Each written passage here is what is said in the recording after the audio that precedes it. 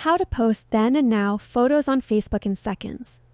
To get started, open your Facebook app and tap What's on your mind to start a new post. Instead of just picking one photo, tap the photo video icon and select both your then photo and your now photo from your gallery. Once both are selected, tap Next.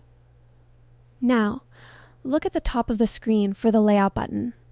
Facebook now offers a dedicated side-by-side or comparison template specifically for these types of posts. Simply tap that layout, and the app will automatically align your photos in a clean, vertical or horizontal split. You can pinch to zoom or drag each photo to make sure they're perfectly framed before hitting post. Here is an expert pro tip to make your post even more engaging. Use the music sticker found in the edit menu. Search for a popular time travel or nostalgia track. Facebook's algorithm in 2026 favors posts with trending audio, meaning more of your friends and family will see your transformation at the top of their feeds.